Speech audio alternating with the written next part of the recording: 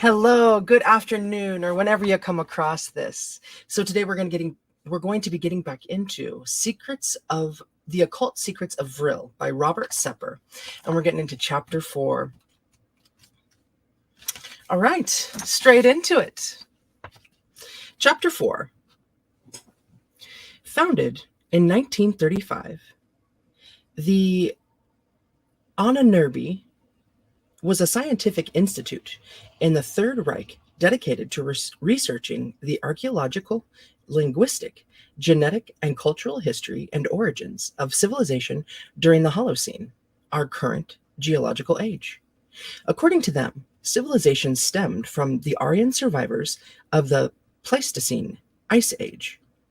They conducted research, experiments, and later launched massive expeditions attempting to rediscover the lost links of Germanic people to their foreign past, when the Aryan Nordic populations had once ruled the world. Its name came from an obscure German word, Ahnenerbe, meaning inherited from the forefathers. And Ahnenerbe is spelled Ahnenerbe. The scientific contributions of the Ahnenerbe through their historical, anthropological, and archaeological research have been downplayed and ridiculed in the controlled mainstream media by Rothschild since the end of World War II. During the entire first half of the 20th century, while the British and American academics were printing textbooks touting the Piltdown Man, later proven to be a hoax, as the missing link, the Ahnenerbe were exploring massive pyramids in China, uncovering Caucasoid mummies on the Canary Islands, searching subterranean passages in Tibet, and finding ancient genetic and cultural links between the New World and Europe. While Americans' top scholars were too busy hiding, ignoring, or covering up the many Native American mounds, artifacts, earthworks, and out-of-place skeletons found over the centuries, the Ahnenerbe were making our occult or hidden history public. All but one member of the Ahnenerbe was released immediately following the war. Most went off to become the top professors in major universities around the world. They were not criminals. They were the world's brightest researchers in their fields, and what they accomplished was, and largely remains, scientifically valid, unlike what is promoted by the United Nations today in the field of anthropology. The UN propaganda is little more than a politically motivated falsification of history. Scientific correctness has been replaced by political correctness. Boom. Author Jan van Helsing describes in his book The Occult Astrotheology held by the Nazis regarding cycles of time and the advent of a new age, the changeover from the age of Pisces to the age of Aquarius. According to ancient Indo-Aryan Vedic texts, our solar year, like the 12 revolutions of the moon, was divided into 12 months. Thus, the revolution of our sun around the great central sun, or the black sun of ancient myths, was also divided into 12 parts, ages of the zodiac, which determines the length of the world age. Such a cosmic month lasts for 2,155 years and then changes over to the next age. Completing the cycle of a cosmic year takes 25,860 years. This is recorded as Plato's Great Year, the precession of the equinox, and also what is referred to as the Mayan long count calendar. According organizations such as the Templars, the next change is not just an ordinary change out of the age, but the end of a cosmic year and the start of a whole new cosmic cycle. By contemplating this 25,860-year cycle, the Earth is transitioning from the age with the weakest cosmic radiation, Pisces, to the age with the strongest, Aquarius. The ancient Aryans defined this current ending cycle we are completing, or Kali Yuga, the age of sin. According to this ancient esoteric philosophy, each age change has led to political, religious, social, and global geological upheavals of great impact. The precise timing of this changeover from the Old Age to the New Age is called, in Mesopotamian teachings, the three double steps of Marduk, lasting for 168 years, at the midpoint of which the divine ray was expected to reach Earth, ushering in change. In 1894, the Indian astronomer Sri Yukteswar, so it's Yukteswar, Sri Yukteswar, wrote that the cause of the precession of the equinox was the result of our sun's orbit around another star, the Black Sun. He estimated the orbit period at 24,000 years. This long cycle is the same concept as Plato's Great Year, as well as the Maya long count calendar. All right, so we've got a figure here, figure 53.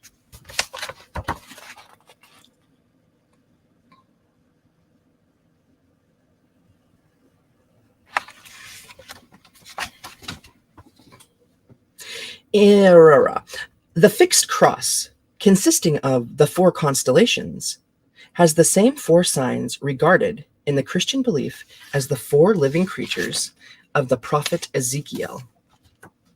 These four had the face of a man, Aquarius, the body of a lion, Leo, the horns of an ox, Taurus, and the wings of an eagle, Scorpio, which are all the fixed signs of the zodiac and are also represented by the Wheel of Fortune in tarot. Oh, hey, look at this. So these same four fixed signs of the zodiac are symbolized in the four evangelists and in the four beasts of Revelations. Ultima Thule was the name of the capital city of the first surface continent peopled by Aryans. The civilization of this Hyperborean, I said that wrong in my last reading, Hyperborea. And now I can't. Okay, so the civilization of this Hyperborean homeland predated both Lemuria and Atlantis. The Scandinavians have a tale of Ultima Thule, the wonderful land in the north, or in the high north, where the sun never sets and the ancestors of the Aryan race dwell. Hyperborea was said to be located up in the North Sea and was submerged by rising sea levels since during the Ice Age. It is said that the Hyperboreans came from a star in the constellation Taurus, and that they were tall, white, blonde, and blue-eyed. When Hyperborea began to be submerged by water and ice, the Hyperboreans are said to have burrowed huge, gigantic tunnels into the Earth's crust and settled under the Himalayan region. The subterranean realm is called Agartha, and its capital, Shambhala.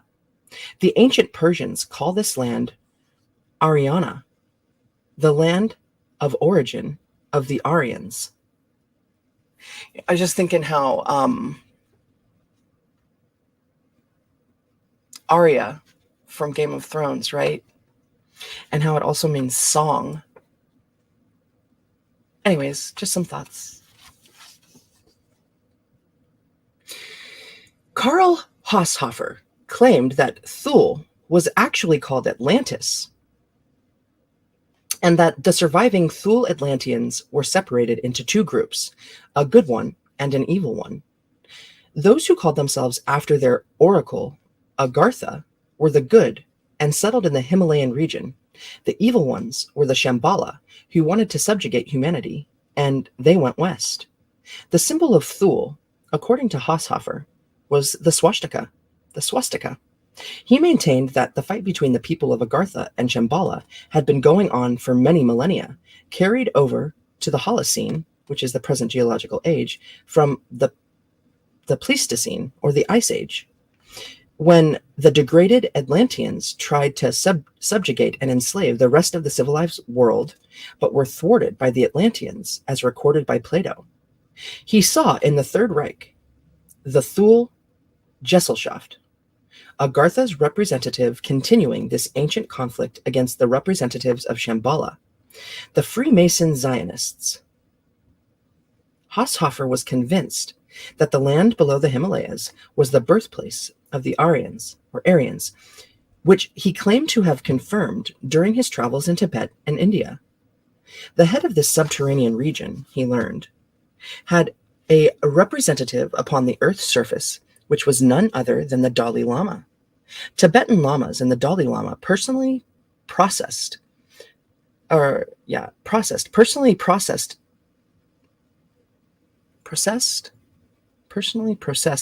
the Germans. I'm not sure. So Tibetan lamas and Dalai Lama personally processed to the Germans that people from Agartha were still living today. According to them, the subterranean land that is anchored in almost all Eastern traditions has spread over thousands of years to areas located under all the Earth's surface, with huge centers under the Sahara Desert, the Mato Grosso, and the Santa Catarina Mountains in Brazil, the Yucatan Peninsula in Mexico, Mount Shasta in California, England, Egypt, and Czechoslovakia. Oh, man. It seems that Hitler especially sought to discover the entrances to the subterranean world Agartha to get in contact with the descendants of the Aryan god people from Aldebaran, Hyperborea.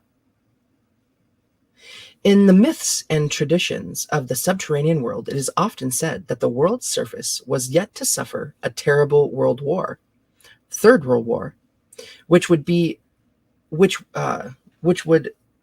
though be ended by earthquakes. Man, I'm struggling here.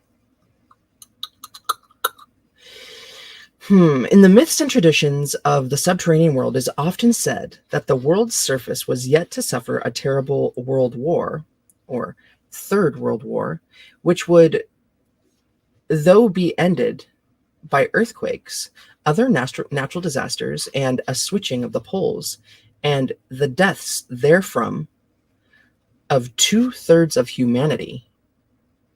Wow. So this is a map of the interior world.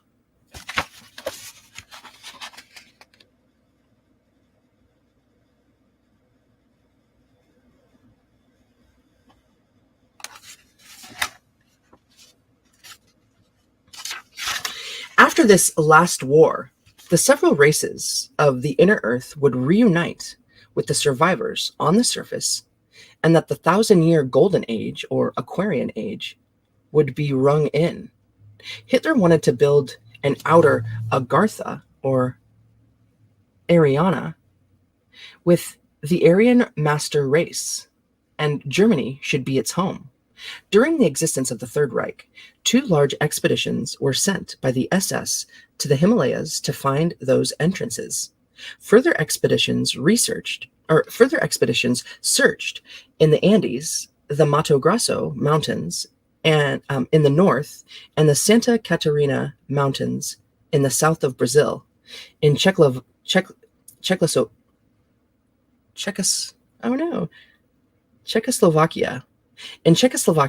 and parts of England. They maintained that the actual life in our planet takes place in the interior, with the master race living inside and the mutants on the surface. This was also said to be a reason why we wouldn't find any life upon other planets of our solar system, as their inhabitants supposedly lived underground. The main entrances seem to always be at the north and south poles. The polar explorer Olaf Janssen and others said that the water in the interior was fresh, which could explain why the ice of the Arctic and Antarctic is made of fresh water, not salt water. It is interesting to note that this view of the makeup of the world is shared and supported by the polar explorers Cook, Peary, Amundsen, Nansen, and Kane, and last but not least, Admiral E. Byrd. All had the same strange experiences contradicting existing scientific theory. All confirmed that after 76 degrees latitude, the winds became warmer, that birds flew north, that they found colored and gray snow which when thawed left colored pollen or volcanic ash. The question arises, where do flower pollen or volcanic ash near the North Pole come from? As not a single volcano is marked on any of the accessible maps. Mammoths were found flash frozen, whose flesh was still fresh and whose stomachs contained undigested buttercups, which grow in semi-tropical climates. The weather section of the Nazi Anenerbe, that word that I think said multiple different ways, Anenerbe, or archaeological research, headed by Dr. Hans Skultetus, was concentrating on weather forecasts, resting on the world ice cosmology. The Anenerbe's forecast took place over many millennia. Skultetus was interested in the big picture, in knowing how the weather would change over the long term. He wanted to know how the weather on Earth would change when the sun goddess, to use the Volkish analogy, shifted her attention and her golden rays from Earth to that other planet which deserved it more, Mars. So here's a picture of a carcass of perfectly preserved baby woolly mammoth on display.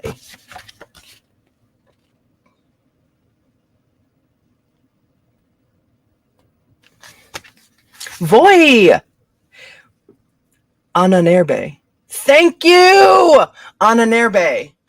I'm struggling with all the pronunciations. Ananerbe. Okay, thank you. I'm going to try Ananerbe.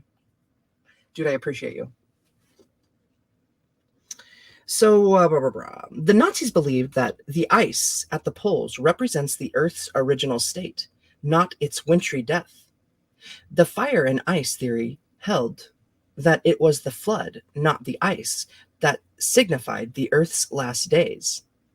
It was an age of evil, and the new age to be brought in would restore the golden age. In common with the legendary inhabitants of Atlantis, the Hyperboreans engaged in war with neighboring civilizations. This escalated into the use of atomic weapons, resulting in a Pyrrhic victory for the Hyperboreans, who, as well as defeating their enemies, virtually destroyed themselves in the process. The surviving Hyperboreans were soon faced with the prospect of mutated and otherwise radiation-damaged offspring. Showing remarkable resolve, those who had not sustained any apparent genetic damage band together and effectively removed themselves from the gene pool by relocating underground, a variety of self-imposed quarantine. Okay, so there was a word up here. I got to look it up. Pyrrhic, Pyrrhic. Pyrrhic.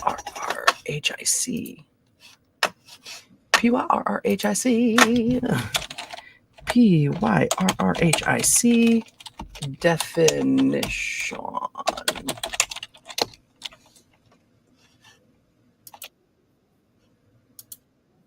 Pyrrhic, a metrical foot of two short or unaccented syllables. What?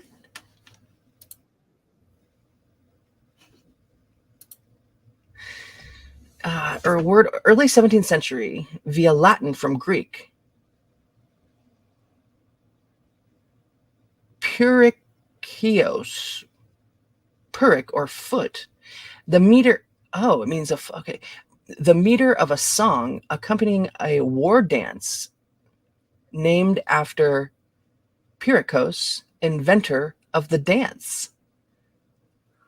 In Scrabble, it's worth 17 points. Pyrrhic, okay. A metrical foot of two short or unaccented syllables, resulting in a Pyrrhic victory for the Hyperboreans who, Hyperboreans who, as well as defeating their enemies, virtually destroyed themselves in the process. Interesting. All right, back to StreamYard. Pyrrhic,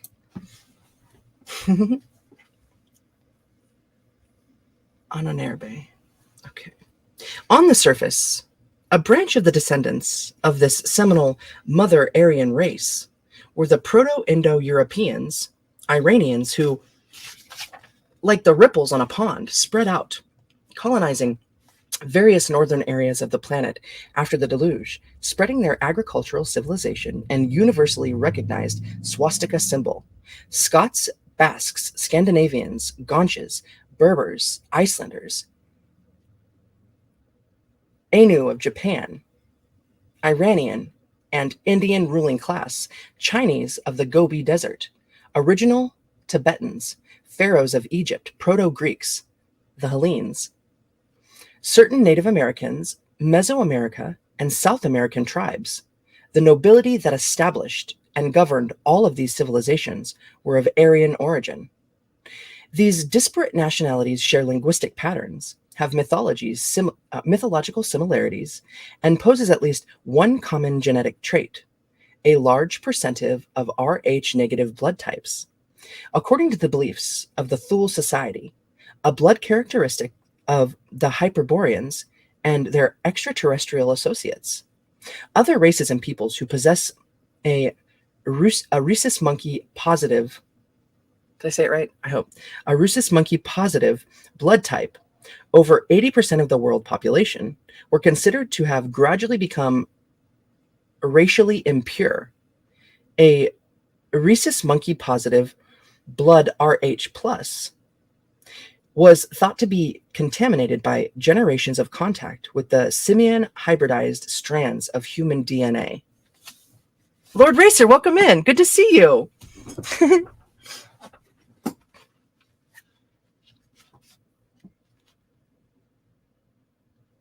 It is not socially acceptable to attempt to explain human anomalies that do not fit the prevailing out of Africa model, such as origins of Rh negative blood type. After World War II, the Aryan ideal utopia of a Thule paradise was completely abolished, replaced by an egalitarian utopia promoting a mythical sub-Saharan cradle of civilization, pushed globally with funding by the UN. The out of Africa hypothesis, backed by the United Nations, was universally adopted, often celebrated, and treated as religious dogma in universities that currently enjoy public, federal, or state funding and tax-exempt status. It is correctly said that history is always written by the winners. But history is not the only field to have been politically influenced by the victors of the Second World War. Many conspiracy theorists claim that there is ongoing technology suppression in the field of free energy, and that much of the UFO phenomena, specifically the area of propulsion, is not really as unidentified as it is made out to be. An example is the physics behind Die Glock, German for the bell, a top-secret Nazi scientific technological device, secret weapon, or Wunderwaffe, maybe. The Nazi bell is described as being a device made out of a hard, heavy metal, approximately 9 feet wide and 12 to 15 feet high, having a shape similar to that of a large bell. This device ostensibly contained 2 counter-rotating cylinders, which would be filled with a mercury-like substance and cautiously stored in a thermos flask encased in lead. This Die Glock, I'm not sure, I'm not super familiar with German.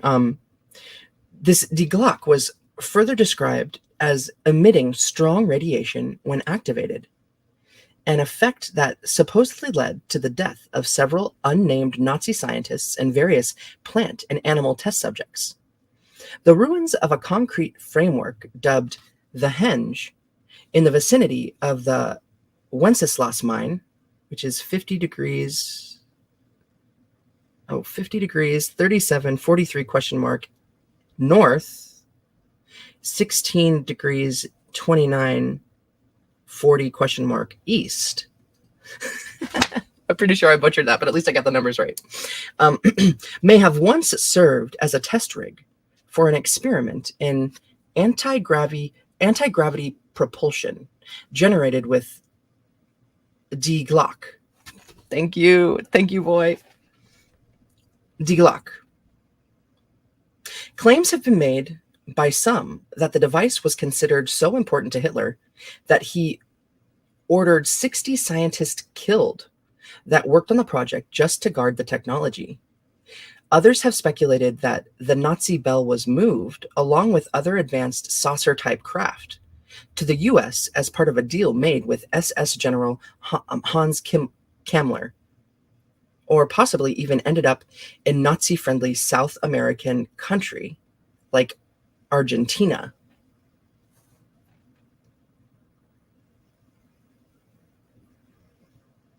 I thought it was Kimmler, but okay, so in the 1930s, Nazis explored the southern extremities of the globe, set up a base called Base 211 in Antarctica. You may have heard of Operation High Jump and how Admiral Byrd had an altercation with entrenched German forces that overpowered them with amazing flying craft. A map from the Third Reich, obtained by Russian forces during World War II, has recently surfaced, detailing not only the direct passageway used by German U-boats to access this subterranean domain, but also a complete map of both hemispheres of the inner realm of Agartha. After the Soviet collapse in 1991, the KGB released previously classified files that cast light on the mysterious US-led naval expedition to Antarctica in 1947. The intelligence report, gathered from Soviet KGB spies embedded in the US, revealed that the US Navy had sent the military expedition led by Admiral Byrd to find and destroy a hidden Nazi base. On the way, they encountered and were defeated by a German saucer force that destroyed several ships and planes, forcing the US to retreat and implement a media cover-up lasting up until today. According to author Richard Dolan, quote, "The Library of Congress adds roughly 60 million pages to its holdings each year, a huge cache of information for the public. However, also each year, the US government classifies nearly 10 times that amount, an estimated 560 million pages of documents. For scholars engaged in political, historical, scientific, or any other archival work, the grim reality is that most of their government's activities are secret."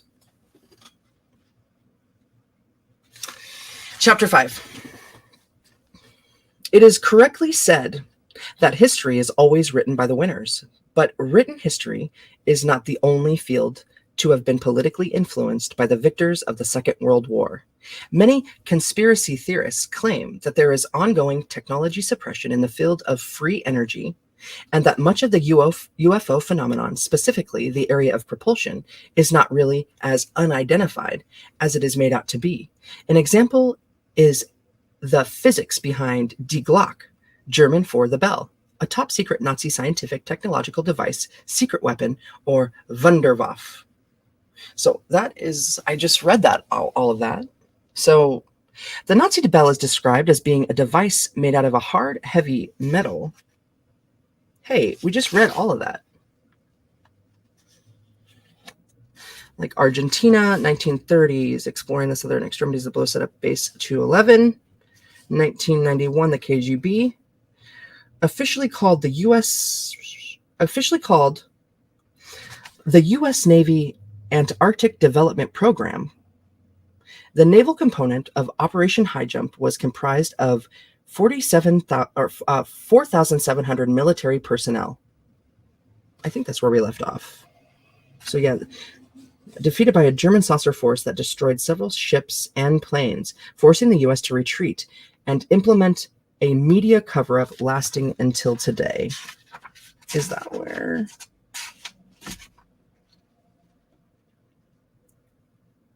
Yeah, I think. So yeah. Exactly, right? I'm just reading what it said. I think this is where it starts to be new again. Okay, officially called the U.S. Navy Antarctic Development Program, the naval component of Operation High Jump was comprised of 4,700 military personnel, an aircraft carrier, the USS Philippine Sea, among the largest of all carriers of the time, and a number of naval support ships and aircraft. The naval expedition was headed by famed polar explorer Admiral Richard Byrd, who had been ordered to, quote, to consolidate and extend American sovereignty over the largest practical area of the Antarctic continent to establish Little America, end quote. Byrd's expedition ended after only 8 weeks with many fatalities, according to initial news reports based on interviews with crew members who spoke to the press while passing through Chilean ports. Rather than deny the heavy casualty reports, Admiral Byrd revealed in an interview that they had encountered a new enemy that, quote, could fly from pole to pole at incredible speeds, end quote. Admiral Byrd's statements were published in the Chilean press, but never publicly confirmed by U.S. authorities. Indeed, Byrd did not speak again to the press about Operation High Jump, leaving it for researchers to speculate for decades over what really happened and why Byrd was silenced. Indeed, Operation High Jump had suffered many casualties, as stated in initial press reports from Chile, which may have ended up exposing the first known historical incident involving a battle between U.S. naval forces and an unknown UFO force stationed near Antarctica. It is a historical fact that Nazi Germany devoted significant resources to the exploration of Antarctica and established a pre-war presence there with its first mission in the Antarctic summer of 1938 and 1939. According to a statement by Grand Admiral Donitz in 1943, quote, the German submarine fleet is proud of having built for its Führer in another part of the world a Shangri-La land, an impregnable fortress, end quote. If the fortress was in Antarctica, was it built by the Nazis or discovered there? After the defeat of Nazi Germany, according various sources, elite Nazi scientists and leaders escaped to this impregnable fortress by U-boats, 2 of which experienced difficulties and surrendered in Argentina. In countless biographies of Adolf Hitler's final hours is recounted the act of committing suicide with Eva Braun.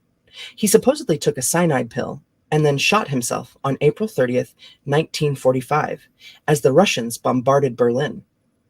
A fragment of skull, complete with bullet hole, which was taken from the bunker by the Russians and displayed in Moscow in 2000, appeared to settle the argument.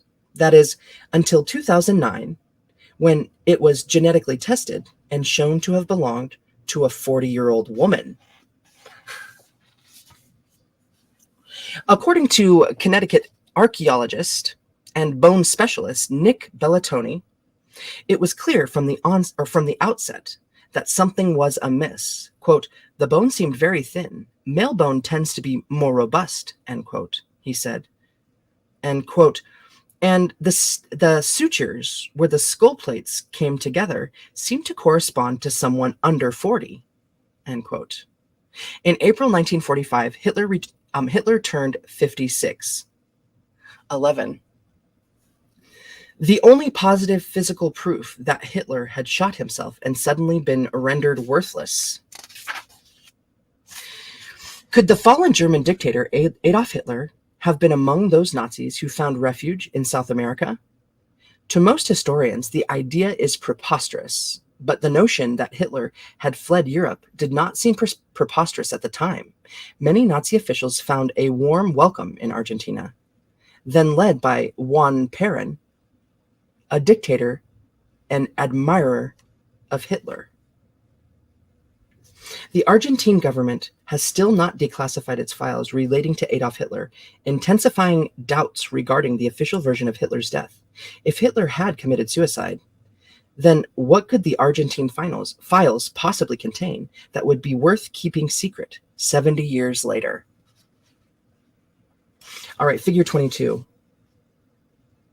Isabelita Perón, the third wife of Juan Perón, the president of Argentina. This photo was July 1974 on the occasion of the funeral of Juan Perrin or Perron.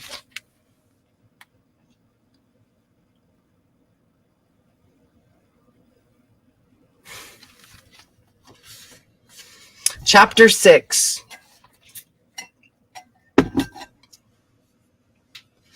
Sufis, as a religious sect, have no official country of their own. They do not live in any single geographic region. Instead, they exist throughout the Islamic world as both Sinna and Sunni. Sinna and Sunni.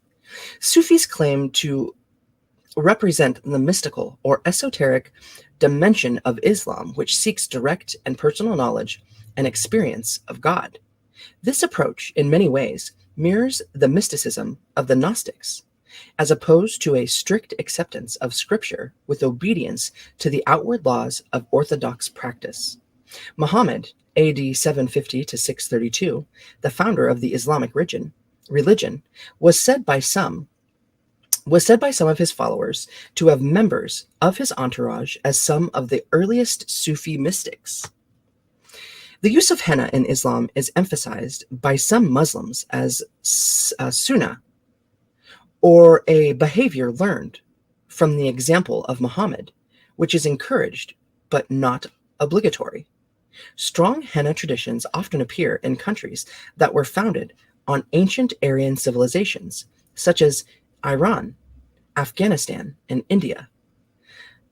The Quran, the holy book of the Islamic faith, does not directly mention henna, but the Hadith literature refers to it several times. The Hadith literature consists of saying or anecdotes about Muhammad as narrated by his companions or followers. Oh, shoot. I gotta pause. Un momento.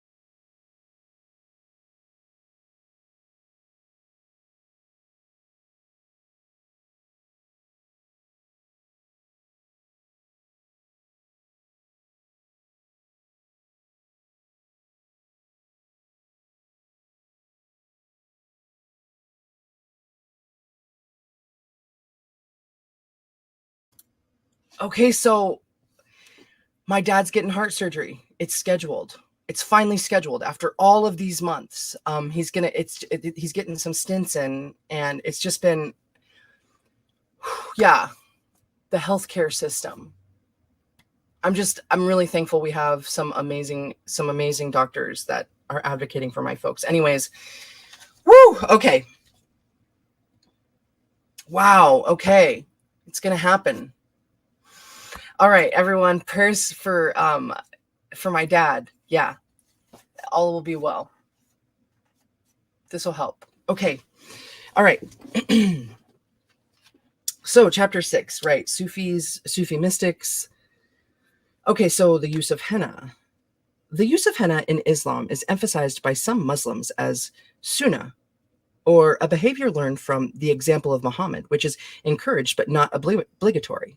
Strong henna traditions often appear in countries that were founded on ancient Aryan civilizations such as Iran, Afghanistan, and India. The Quran, the holy book of the Islamic faith, does not directly mention henna, but the Hadith literature refers to it several times.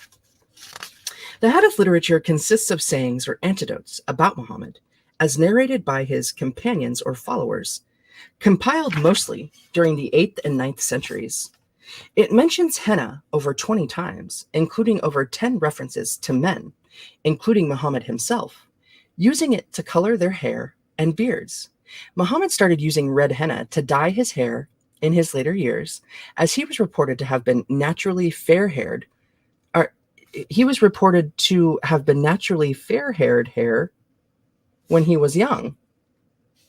Ibn Umar narrates that the messenger of Allah, Prophet Muhammad, said, quote, "A true believer's dye is yellow, a Muslim's dye is red, and a non-believer's dye is black," end quote.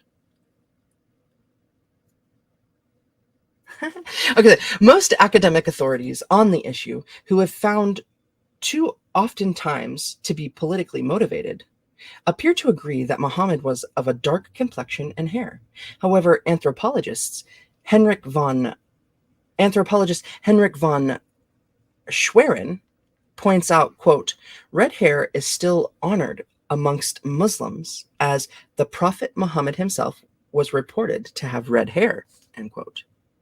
Jabir reported that the Prophet Muhammad instructed one of his followers with a whitening beard to, quote, "change it with something and avoid black." He meant dye it with a color and do not use black. Islam forbids dyeing the hair or beard black, but accepts and even venerates yellow and red henna as an aging hair and beard. Sheikh Ahmed Raza Khan, in his book Ekam-e-Sariyat, writes, quote, "Yellow dyes are good." And in the Hadith concerning black dye, it states it is of the non-believers. This is unlawful, and the ruling of the permissibility is incorrect and void, end quote. I've read that before, Voy. Mm-hmm. And I read something about Genghis Khan being like blue-eyed and red-haired. Anyways, juicy. There are strands of hair claimed to be from the actual beard of Muhammad on display at the Museum in Turkey, known in Turkish as the Sakal Serif. The beard was said to have been shaved from Muhammad's face by his favored barber Salman in the presence of Abu Bakr, Ali, and several others. Individual hairs were later taken away, but the beard itself is kept protected in a glass container. This insight into Aryan cultural and ethnic influence on early Islam helps explain why millions of Muslims today, some being of sub-Saharan African origin with black hair, also dye their beards with red henna. They are following in the footsteps of their prophet, out of imitation and respect, especially during the month of Ramadan, the holy month of fasting. Muhammad was not only naturally ginger or fair-haired, He was also apparently fair-skinned. Umar described the prophet, quote, "His face was not fat nor rounded. It was white tinged with red," end quote. During her lifetime, Aisha, Muhammad's beloved wife, I'm not sure if that's how you say it, gained the epithet Humayra, I don't know, Humayra,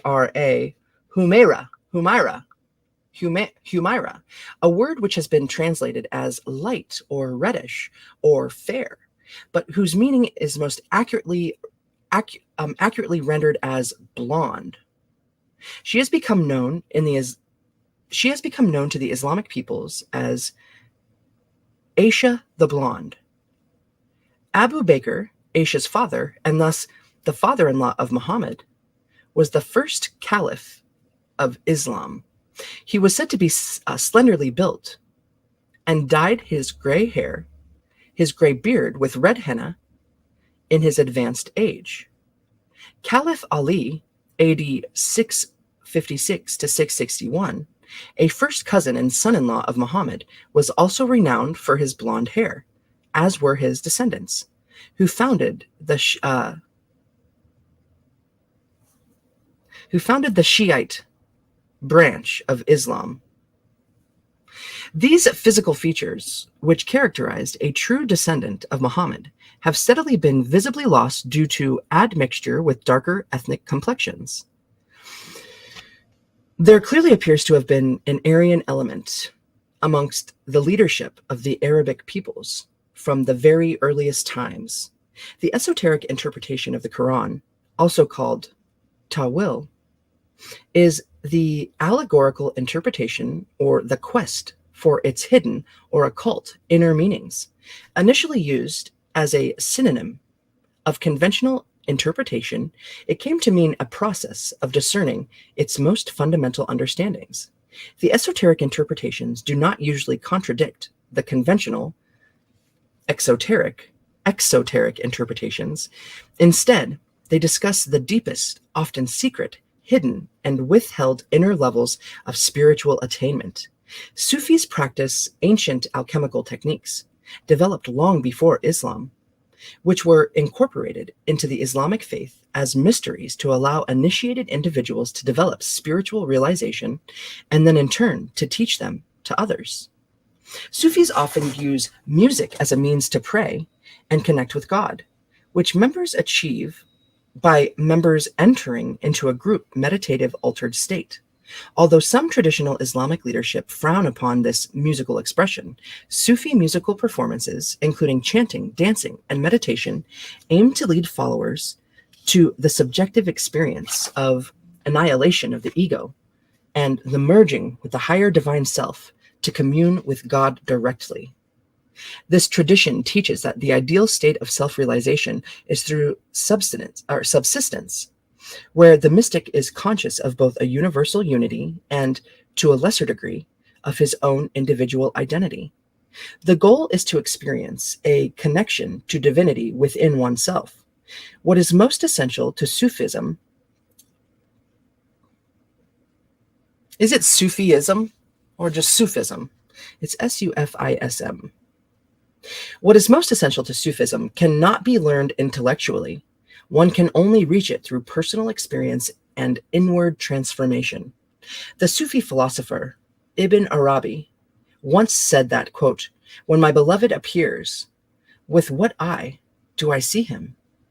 With his eye, not with mine, for none sees him but himself." Ooh, end quote.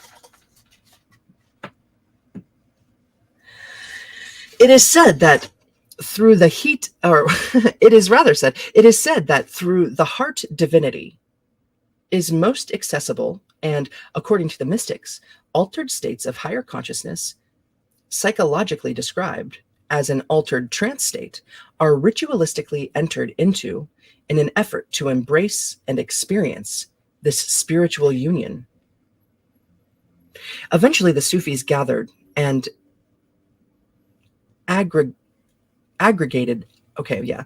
So eventually, Sufis gathered and aggregated alchemical and Gnostic teachings from various ancient sources and, combining them, established numerous new synthetic mystery school traditions, an amalgamation of alchemical wisdom derived from India, Egypt, Persia, and Greece. One such mystery tradition, called the House of Wisdom, was founded in Cairo. Many seeking ancient knowledge came from around the Middle East and Asia to study at this mystery school, which was divided into 9 degrees leading to enlightenment. Adepts who graduated from the House of Wisdom went on to found their own mystery schools. Hassani Saba, nicknamed the Old Man or Lord of the Mountain, formed one such school, called the School of the Hashishi, or the Assassins. So we got Ismaili lion calligram. If that's how Ismail lion calligram. That's cool.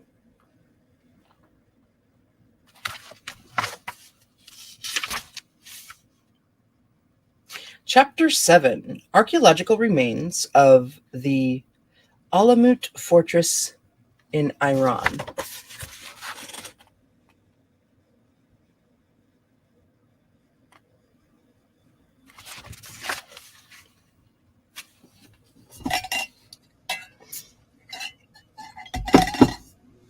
Okay. The old man, Hassan Saba, also known as Lord of the Mountain, formed an elite secret society called the School of the Hashishi, or the Assassins. A popular theory links the word hashish, or cannabis, to the word hashishin, implying that they were named after the hash that they consumed. Unlike alcohol, Islam did not prohibit cannabis. Another hypothesis for the name stems from assassin, which in Arabic means guardians, and some scholars have considered this to be the true origin of the word assassin, guardians of the secret.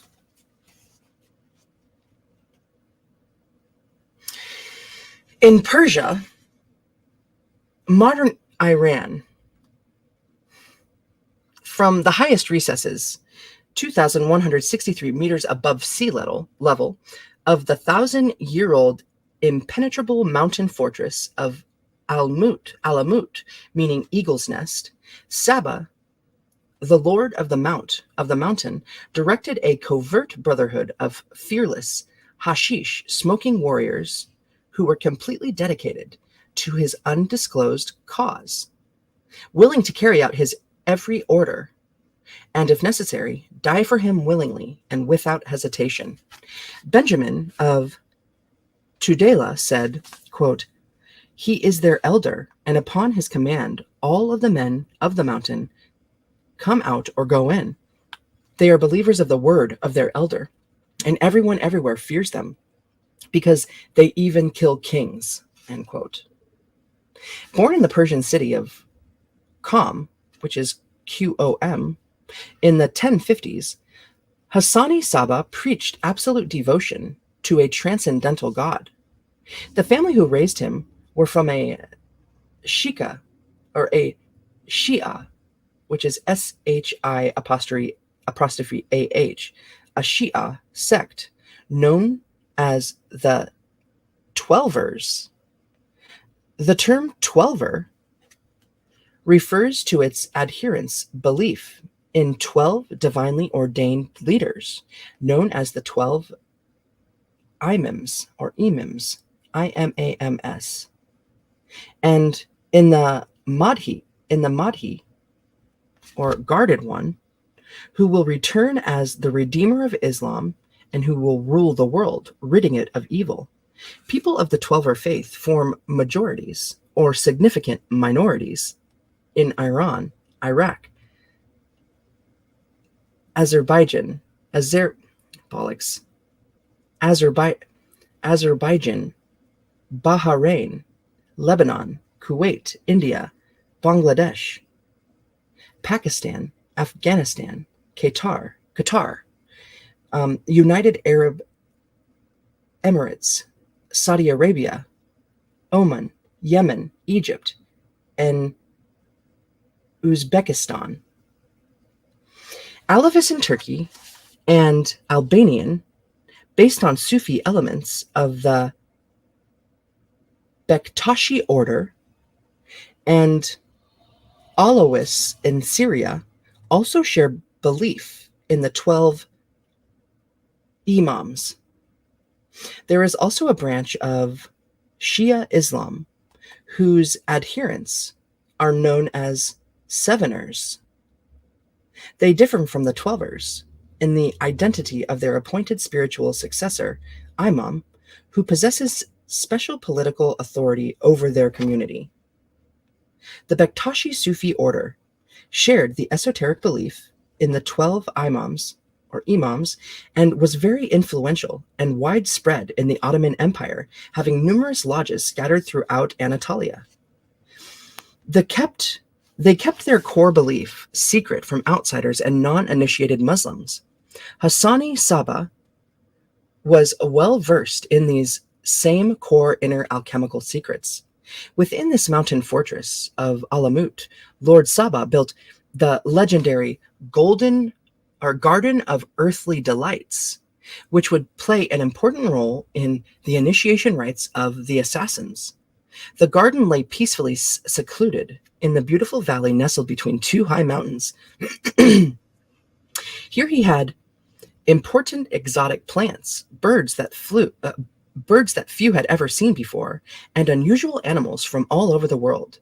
Luxurious palaces of marble and gold, decorated with beautiful paintings and fine silk furniture, surrounded the lush gardens. Streams of milk, wine, and honey flowed throughout this earthly paradise, while fountains gushed with wine or pure spring water.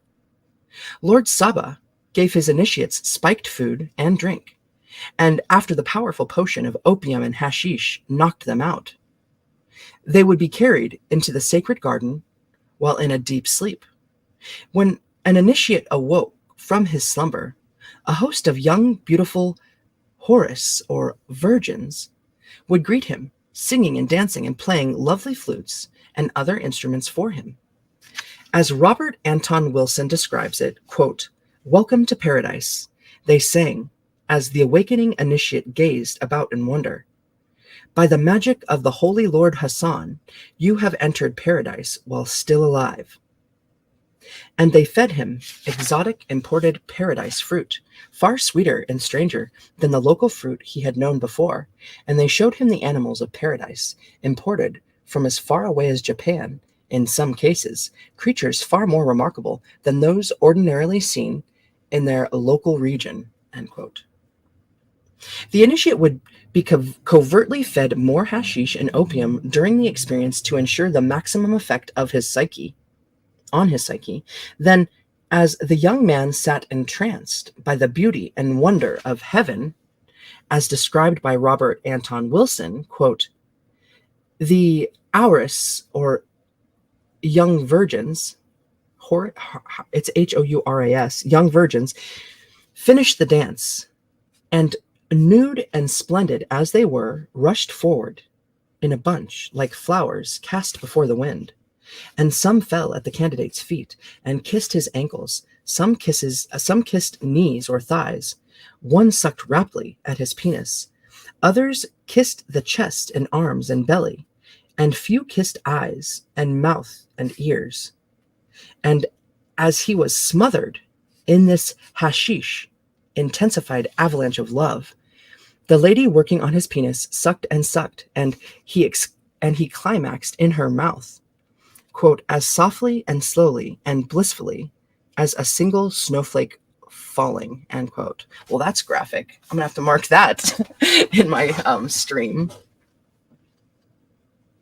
After more opium was introduced and began to flow into the bloodstream, the young candidates slept again, and in their torpor, they were removed from the Garden of Delights and returned to the banquet hall of Lord Hassan. There they awoke, and after pledging their devotion, became one of the illuminated. This technique proved effective. Hassan could demand absolute loyalty from his followers with no questions asked. Another version of the story comes to us via Marco Polo from his visit to Alamut in 1273. Quote, "The old man kept at his court such boys of 12 years old as seemed to him destined to become courageous men. When the old man sent them into the garden in groups of 4, 10, or 20, he gave them hashish to drink. They slept for 3 days. Then they were carried sleeping into the garden where he had them awakened. When these young men woke, they found themselves in the garden with all these marvelous things. They truly believed themselves to be in paradise. And these damsels were always with them in songs and great entertainments. They received everything they asked for, so that they would never have left the garden of their own will. And when the old man wished to kill someone, he would take him and say, 'Go and do this. I do this because I want to make you return to paradise.' And the assassins go and perform the deed willingly." End quote.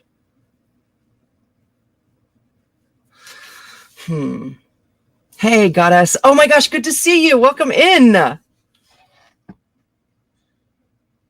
This was only a small part of Hassan's system, which he had divided into levels or degrees. The assassins combined both the exoteric and esoteric doctrines of Sufi Islam.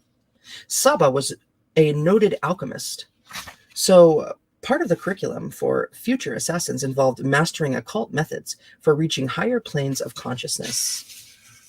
I don't think I showed you. This is The Dream of the Believer, 1870, by Achille Zoe, figure 33.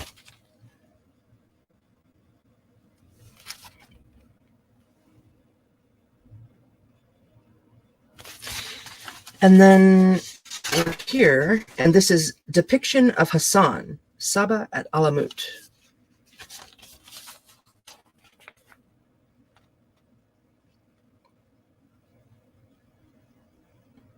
Oh.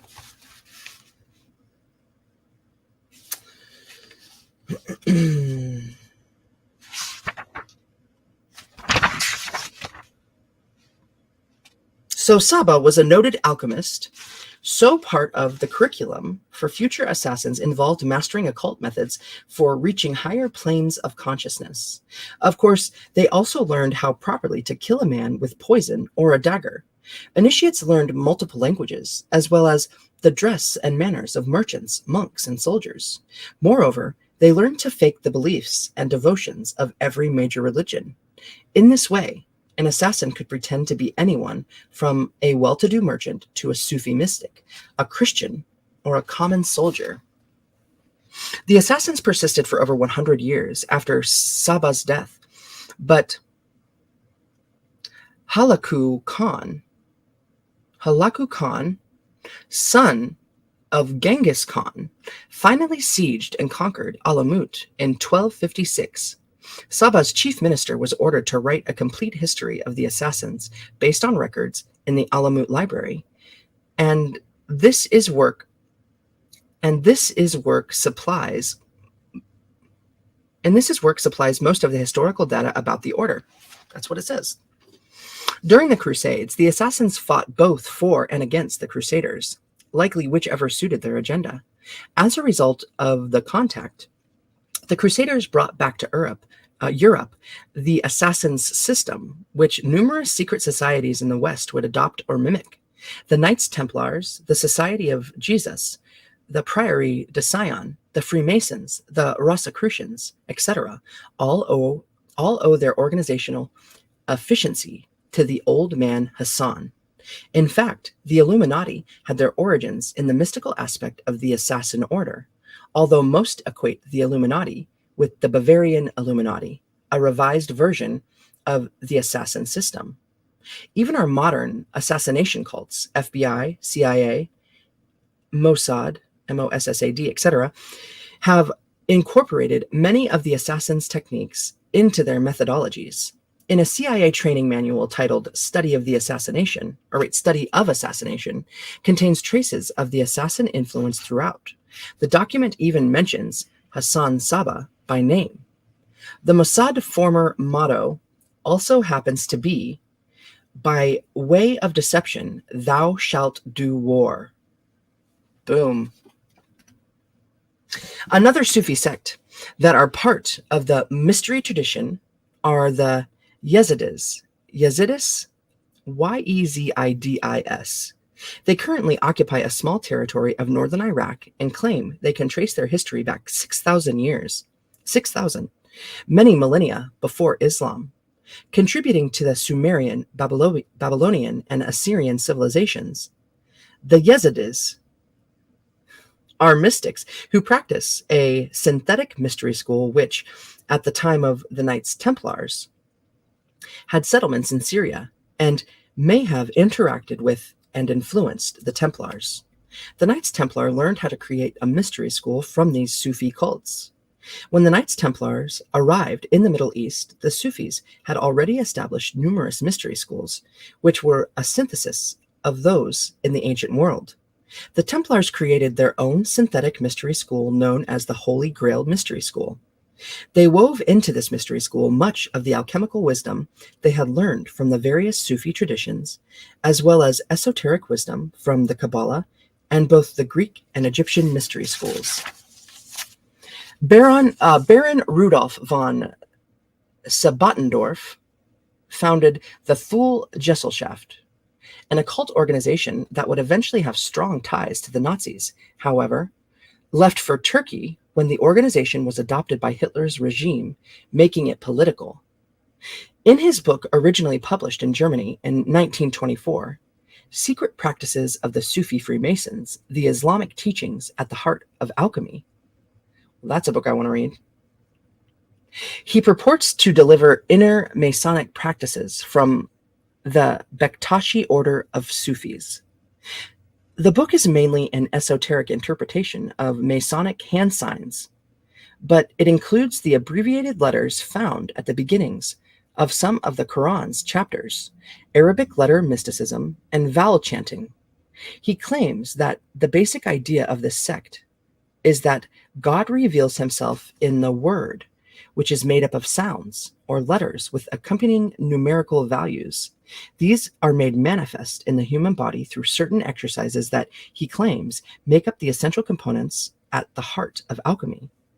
In this context, the word alchemy refers not to the art of converting base metals, but to spiritual alchemy, the transformation of the individual soul.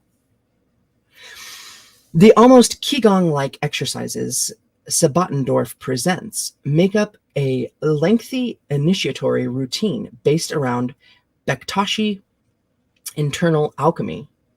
By combining 4 Masonic hand signs, one of which Sabotendorf says is now lost to Western Masonry, with the intonation of specific vowels and accompanying movement, the practitioner transforms himself into a spiritual being in the alchemical process designed to burn away the dross of humanity and realize the divine in human nature.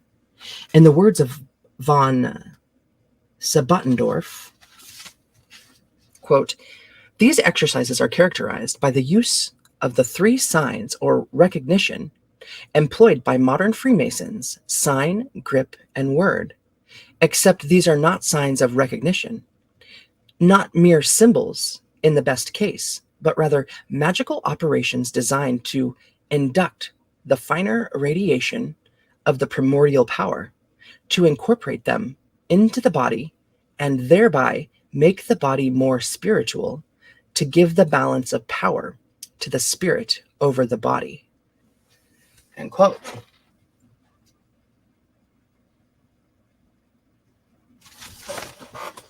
Figure 36. DN, welcome in.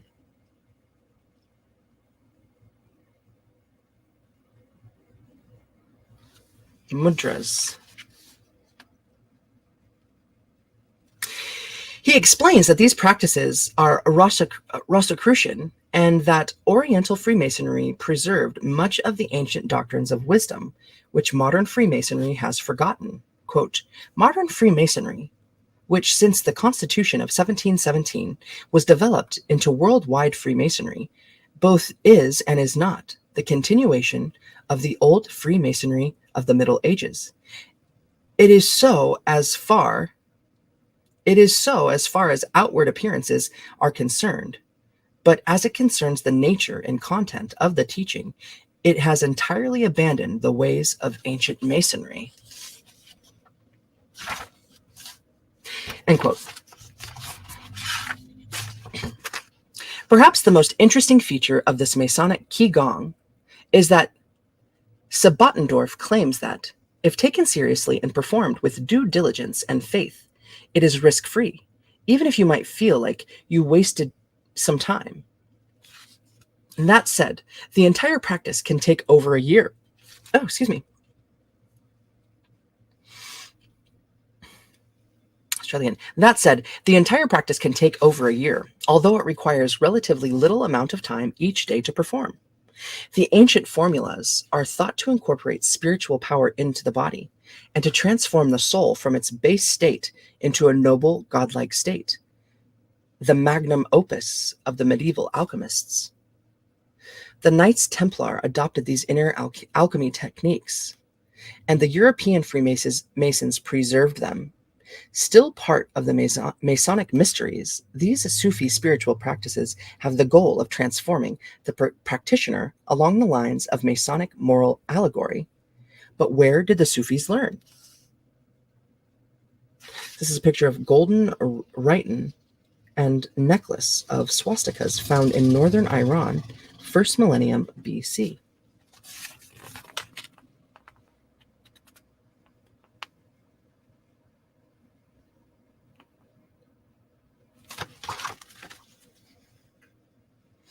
The Medes were a people of Indo-Iranian or Aryan origin who inhabited the western and northwestern portion of present-day Iran.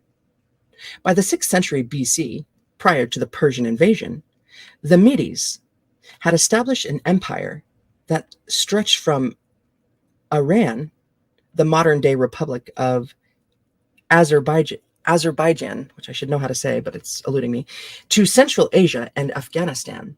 Today's population of the western part of the Iranian plateau, including many Persian speakers, Kurds, and Azeris, consider themselves their descendants.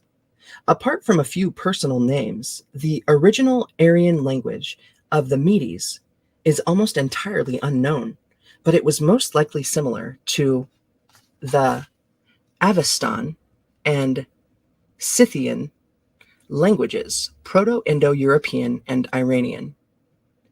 Herodotus mentions that, quote, the Medes had exactly the same equipment as the Persians, and indeed, the dress common to both is not so much Persian as Median, end quote. Eventually, the older tribes of Aryan Iran lost their distinct character and amalgamated into one people, the Iranians. In Arabic texts, as in the Greco-Roman tradition, Zoroaster is the founder of the magicians, or the Magians, the founder of the Magians, Arabic Majusia. There are many views on the timeline for Zoroaster's life. The traditional Zoroastrian date for Zarathustra's birth and ministry is around 600 BC. Greek sources placed him as early as 6000 BC. Zoroaster spoke of duality and ceasing balance. At the end of time, his goal was to show humans their connection to one source of light and consciousness. According to the Zend Avesta, the sacred book of Zoroastrianism, Zoroaster was born in Azerbaijan, in northern Persia, just north of modern Iran. So we've got a picture here of Robert Sepehr at Pergamon Museum, Berlin, Germany.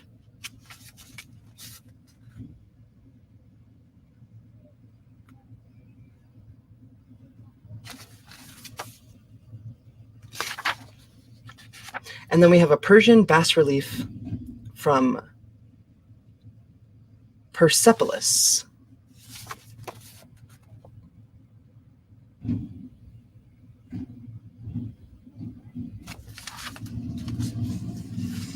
So, a magus was a Zoroastrian astrologer priest from ancient Persia, and was also referred to as a sorcerer or wizard. In terms, magic and magician derive from the word magus. The English term may also refer to a shaman. The Greek word is attested from the 5th century BC as a direct loan from the Old Persian magus.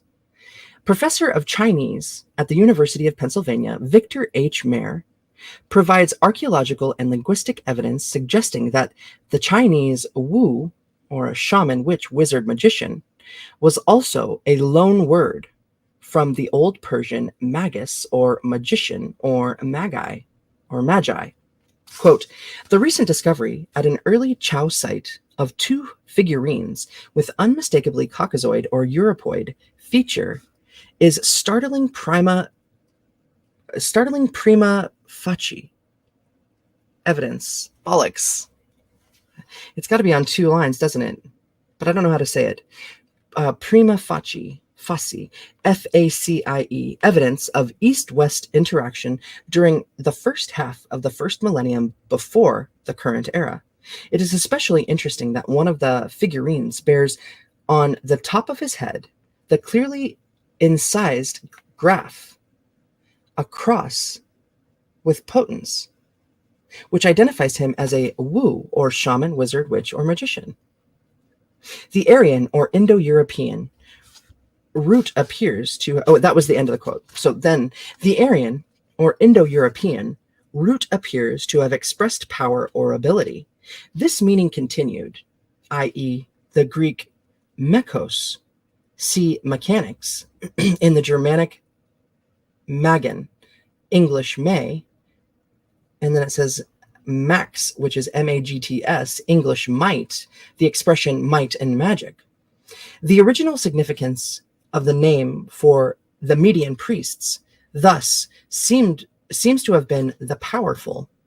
The modern Persian mobed derived from an Old Persian compound magupati, or lord priest. The plural magi entered the English language circa 1200, referring to the magi mentioned in Matthew 2:1. The singular following only considerably later. The singular following only considerably later in the late 14th century, when it was borrowed from Old French in the meaning magician together with magic. In Farsi, magi is megusin, which is Meguceen, which meaning fire worshipper, and it is the origin of the word magician, while Herodotus, magos, refers to either an ethnically Aryan member of one of the tribes or peoples, ethnos, of the Medes, or to one of the Persian priests who could interpret dreams. It could also be used for an enchanter or wizard. The Hellenism, magos, started to be used as an adjective meaning magical, as in magus techni, ars magica, used by Philostratus. Sources from before the Hellenistic period include Xenophon, who had first-hand experience at the Persian Achaemenid court. Oh man, Persian Achaemenid court, Achaemenid. In his early 4th century BC Chiropaedia, Xenophon depicts the Magians as authorities for all religious matters and imagines the Magians were responsible for the education of the emperor-to-be. Well, that was a lot to say. That was difficult. Okay. if you want to purchase this book, there's a link down below, and you can look at all of these different, very intricate spellings, which I'm pretty sure I just butchered, but I did try. Okay, so according to Robert Charles Zahner, author of the book The Dawn and Twilight of Zoroastrianism, quote, "We hear of magi not only in Persia, Parthia, Bactria, Khwarezmia, Arya, Media, and among the Sakas, but also in non-Aryan lands like Sumerian and Egypt. Their influence was also widespread throughout Asia Minor. It is therefore quite likely that the sacerdotal caste of the Magi was distinct from the Median tribe of the same name," end quote. So we've got Mesopotamian and Egypt symbolism that are linking right up here.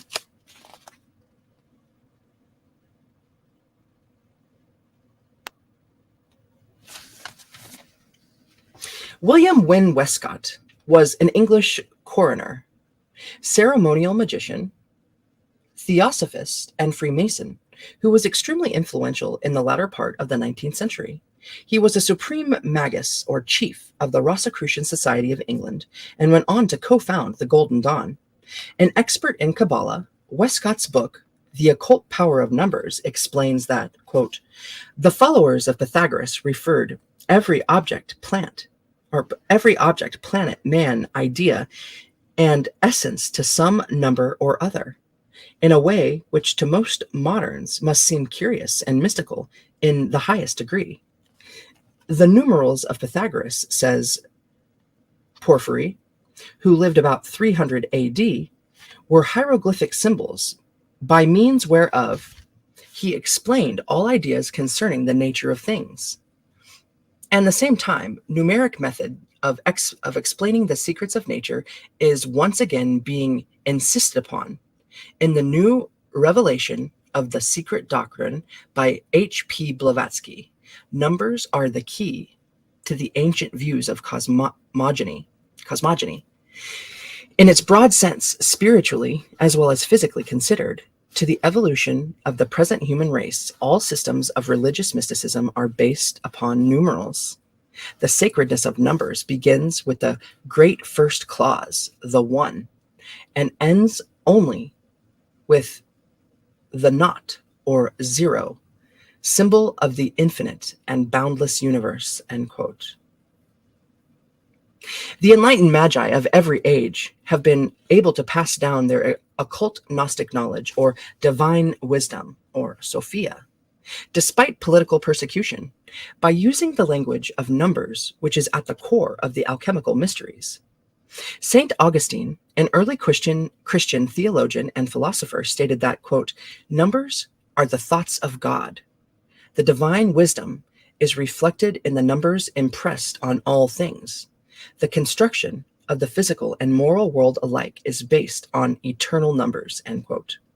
Occult researcher, lecturer, and author David Icke admirably articulates the hidden significance embedded in numbers, which all secret societies and ancient mystery schools have venerated through the ages until today.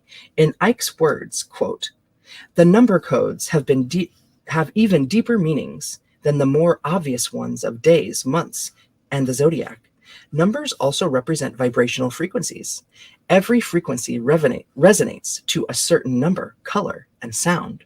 Some frequencies represented by numbers, colors, and sounds are particularly powerful. Symbols also represent frequencies, and they affect the subconscious without the person realizing it is happening. This is another reason why certain symbols are seen in secret societies, national flags, company logos, and advertising," end quote.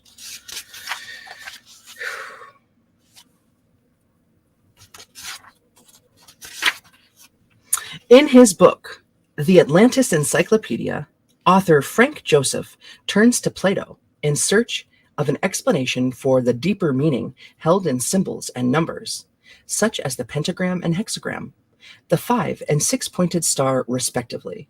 Frank points out that Plato attributed the occult significance all the way back to the time of Atlantis. Quote, "In Critias, Plato wrote that the number 5 and 6 were sacred in Atlantis, where they were encoded in architecture, art, and ceremonial life to honor the odd and even days. The Atlanteans' choice of these numerals reflected their holistic region, the navel of the world, whose adherents strove for spiritual synthesis and balance. The number 5 represents the male principle of conscious outward action, while 6 stands for the female intuitive receptivity, end quote. William W. Westcott's book, Numbers, Their Occult Power and Mystic Virtues, diligently describes and tabulates common numeric themes in religions and mythology. It says the following about the sacred number 12. Quote, in Scandinavia, the great Odin had 12 names personified attributes. The Kabbalists esteem the 12 permutations of the tetragrammaton. In an ordinary pack of playing cards, there are 12 court cards, but the tarot pack also has 4 cavaliers. There were 12 appearances of Jesus after his death. In the Bible, there were 12 tribes of Israel, 12 brothers of Joseph, 12 judges of Israel, 12 great patriarchs, 12 Old Testament prophets, 12 kings of Israel, 12 princes of Israel, and Jesus' 12 disciples, 12 signs of the zodiac, the 12 months of the year, the 12 hours of day, and 12 hours of night. We also have 12 days of Christmas, 12 grades in school, 12 step programs, 12 jurors, 12 notes before the octave, 12 eggs in a dozen, 12 inches in a foot, majestic 12, and 12 years of childhood before the 17 years start, and the Jewish bar mitzvah at 13. End quote. This is the sacred 12, and one, as some people describe it, and it is one major reason why the number 12 and 13 keep recurring. Westcott goes on to associate the number 12 with the 12 houses of the zodiac, which the sun, represented by number 13, passes through on its journey through the ecliptic, which is the basis for the field known as astrotheology. In his words, once again, quote, a common theme in all mystery school traditions is of 12 disciples, knights, or followers surrounding a deity. The number 12 is a code, among other things, for the 12 months of the year and the houses of the zodiac through which symbolically travels the sun, the god symbolized as 13. 13 represents the moon and the female lunar energies, the essence of which has long been silenced by the powers that exclusively promote religiously patriarchal sun, sun/sun, son, worship. This is why 13, in popular culture, is an unlucky number. The 13th floor will often be left out of the building design, omitted from the elevator, or the 13th street will be omitted, as is the case in Santa Monica, California, where 13th Street between 12th and 14th is replaced by a street called Euclid, after the famous mathematician and alchemist. It is meant to be unlucky for you, the profane, but not for the initiated elites who understand its mystical qualities. Figure 14, the phases of the moon.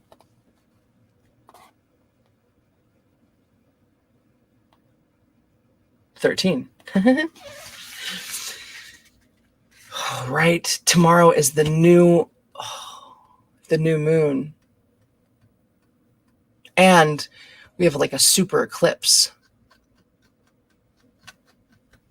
Okay.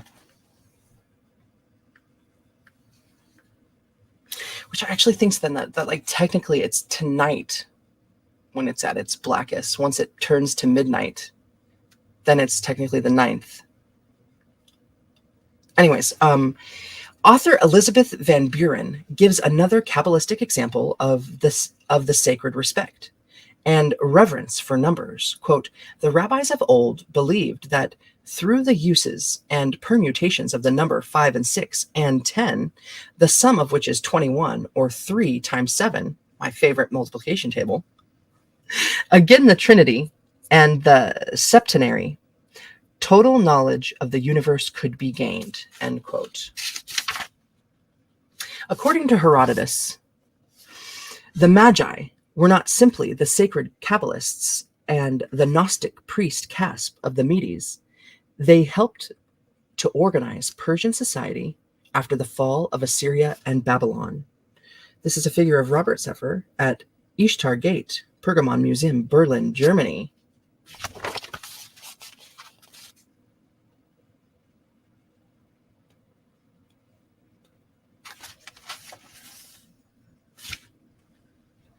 Cyrus the Great, the founder of the Persian Empire, and his son Cambyses II, curtailed the political power and influence of the Magi. The Magi revolted against Cambyses and set up a rival claimant to the throne, one of their own, who took the name of Smerdis. The Persians, under Darius I, defeated Smerdis and his forces. The minority sect of the Magi continued in Persia, but with limited influence after this political setback. During the classical era, 555 BCE to 300 CE, some Aryan Magi migrated westward, settling in Greece and then Italy. For more than a century, Mithraism, a religion derived from Persia, was the largest single religion in Rome. The Magi were likely involved. Here's a Faravara relief in Persepolis, Iran, if that's how you say it. Ooh, another one just like the other ones we looked at from Egypt and Mesopotamia, I think it was. Yeah, Egypt and Mesopotamia. After invading Arabs succeeded in taking Ctesiphon, which is Ctesiphon, Ctesiphon, in 637, Islam replaced Zoroastrianism, and the power of the Magi faded. Much of their Gnostic and alchemical secrets were kept alive, however, via the Sufis. The Knights Templars referred the esoteric teachings to the European lodges, such as the Rosicrucian. Boom. You know what? I thought I was going to end, but there's only one chapter left, and we're going to finish this book out.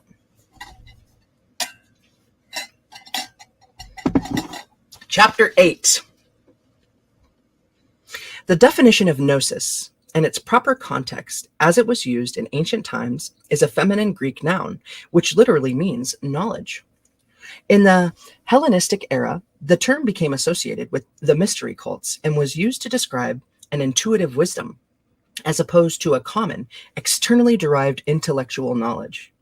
It was the divine wisdom and esoteric knowledge of spiritual truth essential to salvation. Philo of Alexandria was a Hellenistic Jewish philosopher who refers to the knowledge, or gnosis, and wisdom, Sophia, of God. The Greek noun Sophia is translated into wisdom. In Christian, Islamic, or Jewish mysticism and Gnosticism, gnosis signifies a spiritual knowledge in the sense of mystical enlightenment or divine insight. In this spiritual context, gnosis emerges directly from the inside, such as an inner voice, gut feeling, or conscious, not dependent on any data from one's outside environment. According to Gnostic philosophy, a vast ocean of this divine wisdom lays latent within each person, which, through specific application of ancient alchemical practices, can be harnessed and accessed.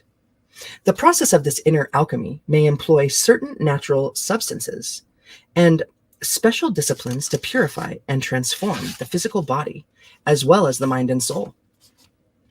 The stated goal of these sacred and guarded practices is nothing less than to literally evolve the person's consciousness and being into a higher state of existence.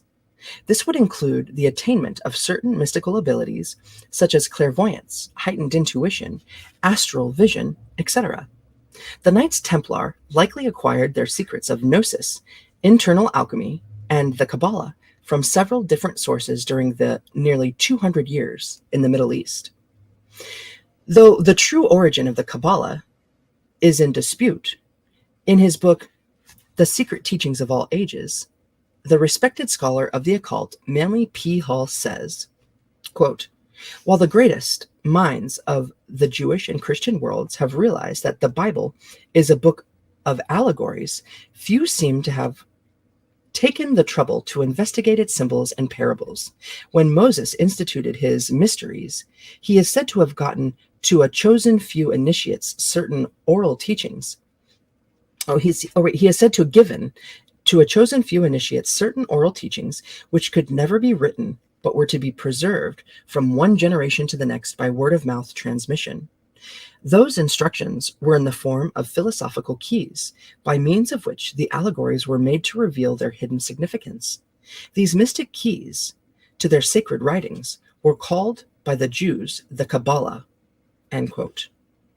Many of the Knights Templars' deepest Kabbalistic secrets of the religious mysteries were likely learned from the Sufis, the mystical adepts of Islam, who were among the greatest alchemists of their era.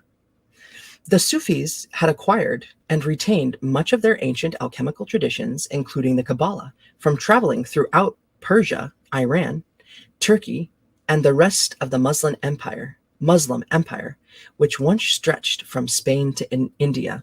So here's a picture of Manly P. Hall. It's a great picture of him. I wonder what's on his ring. I wish I could blow it up, just like. And then over here we have figure 27, the Hamsa hand for protection.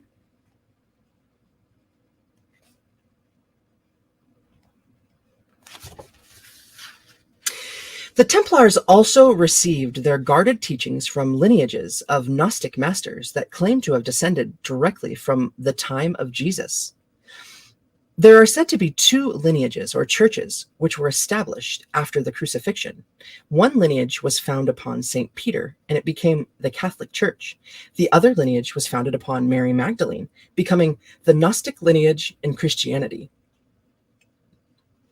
Effectively suppressed for centuries, a group of Gnostic Gospels were discovered in the Egyptian desert in 1945, known as the Nag Hammadi Library.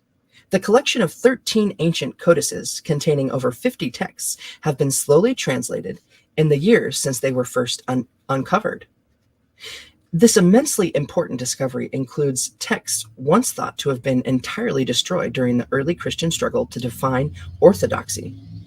Scriptures such as the Gospel of Thomas, the Gospel of Philip, and the Gospel of Truth have provided impetus to a major reevaluation of early Christian history and the role of the divine feminine, the female aspect of God, blatantly excluded from the official canon. These texts also reveal that Mary Magdalene may actually have been a very close disciple and companion of Jesus, who at times was taught Gnostic wisdom that all the other apostles were not. Figure 28, the Nag Hammadi Library.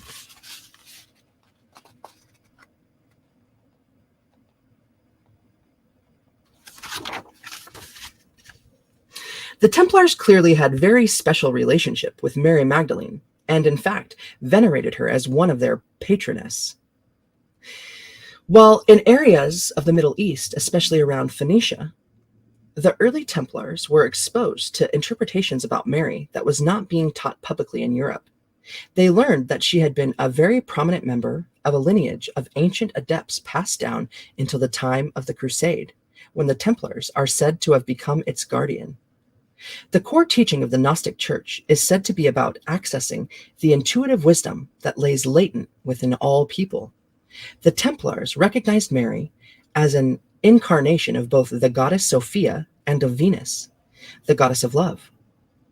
The Latin name Venus also corresponds perfectly to the Aryo-Germanic Freya, Fennis, and Fenusin. This should not be surprising, since they stem from the Aryan proto-language itself, in which Latin, Greek, English, Farsi, Sanskrit, German, etc. are rooted, and thus all mythological names and concepts can be interpreted by means of this mother language. As Sophia, Mary embodied the essence of Gnostic wisdom. As Venus, Mary held the keys of the attracting power that is required for success in all alchemical experiments. Because Mary was both Sophia and Venus to the Templars, it is said that they came to call upon her wisdom for success in all of their Gnostic and alchemical practices. So here's a picture of Mary Magdalene at St. John's Cathedral in Torun. Ooh, look above her head. And then the pillars too. Whoa. She's like the high priestess.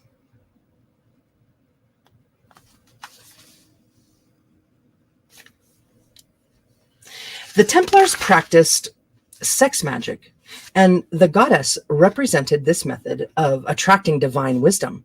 Snakes and owls were also venerated symbols, which represented Gnostic wisdom. In Greek mythology, a miniature owl baby, Athene Noctura, traditionally represents or accompanies Athena, the virgin goddess of wisdom, or Minerva, her incarnation in Roman mythology. The actual reasons behind this association of Athena and the owl are lost in time. Some mythographers, such as David Kinsley and Martin P. Nilsson, suggest that she may descend from a Minoan palace goddess associated with birds. So up here we have similarities in vocabulary, indicating close relationships between select Indo-European and Aryan languages: English, German, Spanish, Greek, Latin, and Sanskrit. Father, vater, padre, pater, pater, pitar, one, ein, uno, hen, unus, ecum.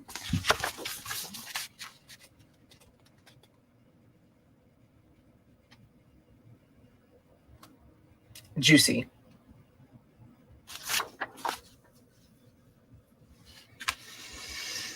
Okay, snake goddess figurines found by the British archaeologist Arthur Evans in 1903 of a woman with an owl perched atop her head and holding a snake in each hand have been excavated from Minoan archaeological sites in Crete, dating from approximately 1600 BC.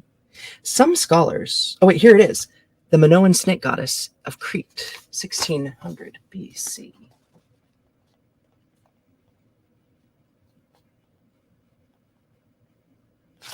That's interesting. Wow, she looks like she has like a bull face, like a Taurus face. Okay, Some scholars relate the snake goddess with the Phoenician goddess Astarte, whose worship was connected with drug use and orgiastic sex cults. Her temples were usually decorated with serpentine motifs. In a related Greek myth, Europa, who is often identified with Astarte, in ancient sources, was a Phoenician princess who Zeus abducted and carried to Crete. Arthur Evans linked the Phoenician snake goddess with the Egyptian snake goddess Wadjet. Statuettes similar to the snake goddess, identified as the priest of Wadjut and magician, were found in Egypt.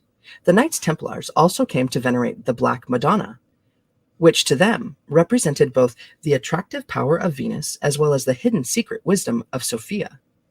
This helps to better understand why the Templars brought back numerous Black Madonnas with them from the Holy Land, building grand Gothic cathedrals around them in Europe, always dedicated to Mary.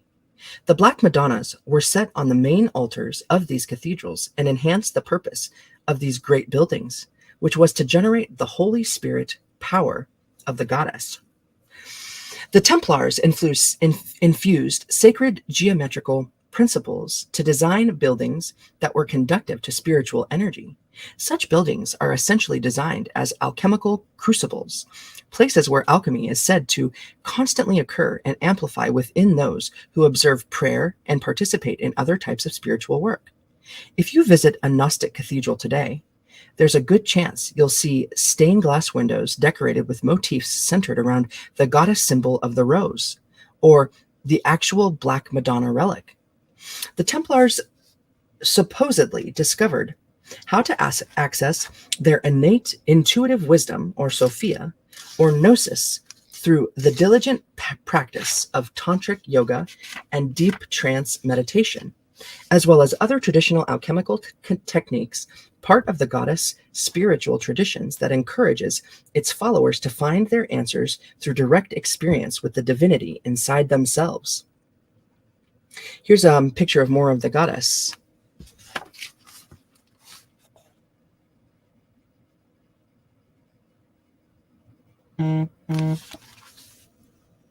And here's a picture of Rosa Mystica, stained glass.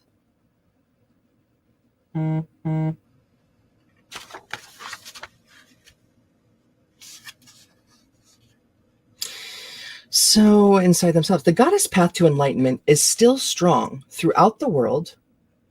And I just lost my spot. The goddess path to enlightenment is still strong throughout the world and is practiced among shamans, Gnostics, yogis, Wiccans, mystics, Kabbalists, and pagans. The goddess tradition is also known as the teaching of the rose. The rose is a symbol of the goddess, as well as for alchemy and gnosis, which are branches of the ancient goddess spiritual tradition. The rose was used as a symbol for Mary, as it was also used as an ancient symbol of Venus. The goddess Venus was said to rule over the attracting power of love, and Mary was recognized as a personification of love. One of the titles of the Templars was Knights of the Rose Cross. That's Rosicrucian. When the secret societies of Europe acquired the Gnostic and alchemical wisdom of the Knights Templar, many also adopted Mary as their patroness and the rose as their symbol.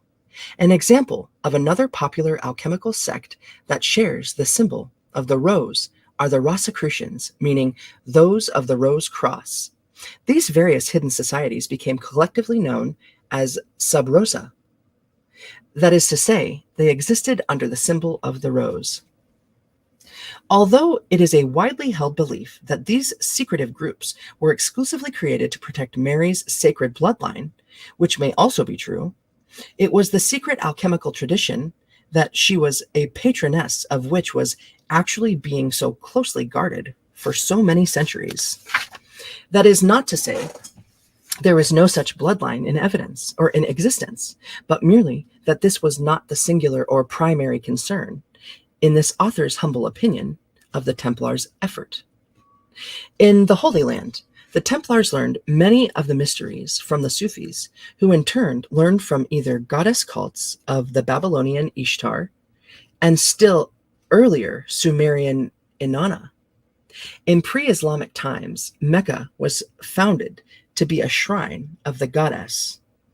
The black stone of Kaaba in Mecca, towards which Muslims still pray in the center of the Grand Mosque in Mecca today, is set in large solid silver mountings, which on whole resembles the vulva of the goddess. The Kaaba is accurately aligned on two heavenly phenomena, the cycles of the moon and the rising of Canopus, the brightest star after Sirius. Pre-Islamic worship of the goddess seems to be primarily associated with Al-Lat, which simply means goddess. She is a triple goddess similar to the Greek lunar deity Kor, Demeter, or Hecate. Each aspect of this trinity corresponds to a phase of the moon.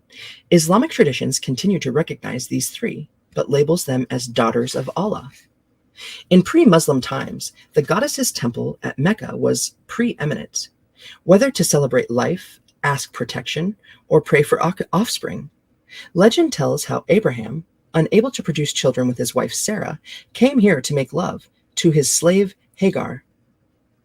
When Muhammad wanted to supplant Al-Lat with Allah, this was the one temple that he had to conquer. Although Muhammad did conquer the Kaaba, little else changed. The faithful still circle the Holy Kaaba 7 times, as was the tradition.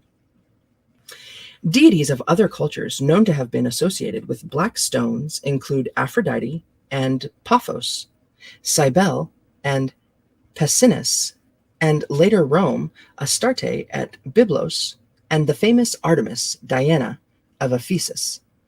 At Mecca, the goddess was Heba, or Sheba, the old woman, which was worshipped as a black aniconic, A-N-I-C-O-N-I-C,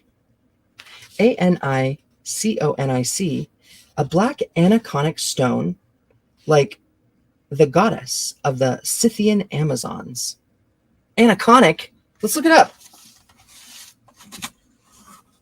Aniconic.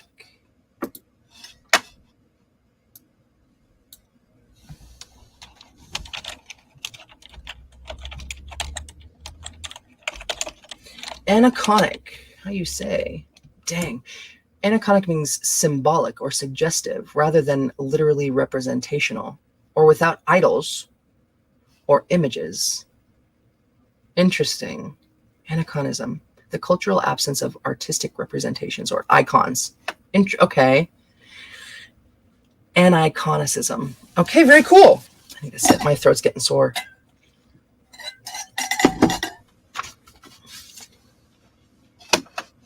StreamYard. Boop. Okay. Did you? That is so interesting, DN. Wow.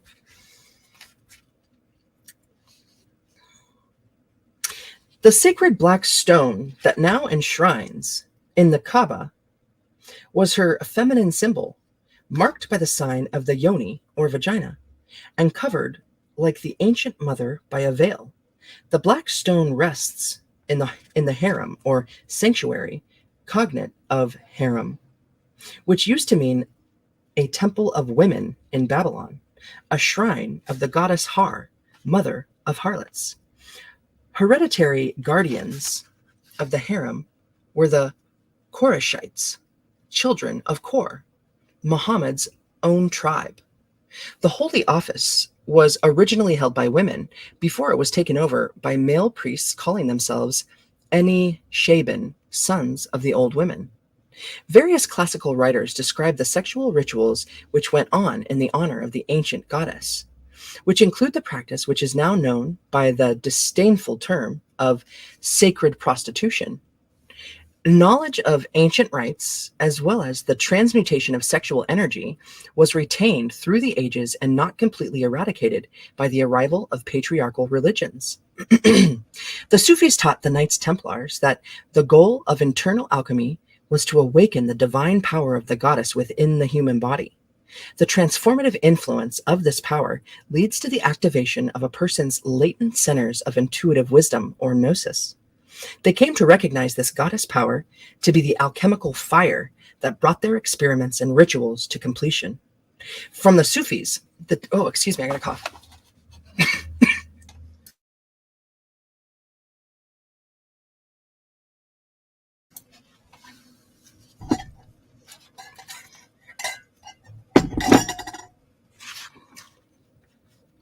From the Sufis, the Templars also learned that the 8-pointed star, or cross, is both a symbol of the goddess as well as an ancient symbol for alchemy. The Templars, for this and other reasons, adopted it as their preeminent symbol.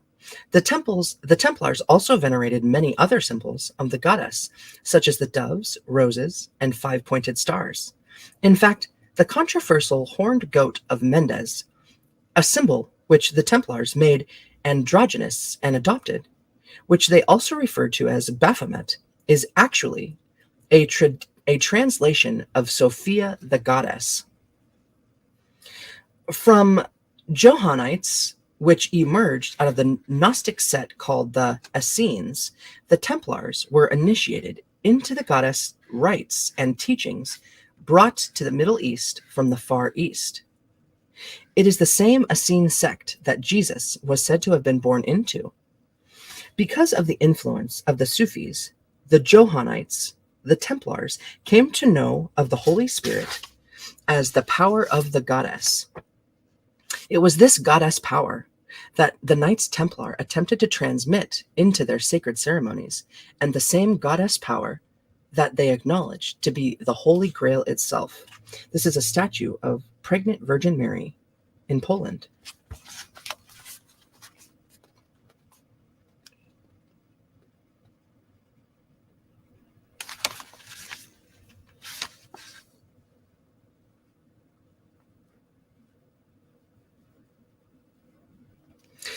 The Templars acquired knowledge of, and eventually passed along, highly guarded practices such as the use of certain elixirs and herbs, which were consumed in an effort to catalyze alchemy inside themselves. The goal of these internal alchemical processes was to awaken a latent force that exists at the base of the spine of all people. This force is known in the East as Kundalini, the serpent power. Once this latent alchemical force is awakened within a person, it does all the work of purifying and transforming them until they acquire gnosis. This force can also be awakened by a Gnostic master who has awakened and developed his or her own inner Kundalini. Such transmissions are said to have occurred during initiation ceremonies of the Templars. At such times, Templar masters would transmit their own alchemical force into a new Templar, thereby initiating him into the Gnostic path. They learned tantric techniques that attempts to manipulate and or transmute sexual energy, which in modern times is often associated with the genre called sex magic, in terms coined by the late Freemason Aleister Crowley. The Knights Templar and Freemasons are intimately related and, in fact, could be said to be in the same family. The Templars are the big brothers of the Masons, transmitting many of the secret traditions that were once part of the Templars into Freemasonry after the Templar Order was dissolved in 1312. Although Freemasonry, in its early form, existed long before the Templars' formation in 1118, it was not so much a mystery tradition as it was an organization of operative Masons that banded together and exchanged trade secrets. The form of modern Freemasonry that evolved after assimilating the Templar mysteries became known as speculative Freemasonry, or the craft. One example of a degree of Templars helped to create at this time was the degree of the Knights of the Rose Cross. The rites of this Masonic degree is said to be the same ones that the Templars themselves used among themselves. Here's a picture of Aleister Crowley, looking all Egyptian.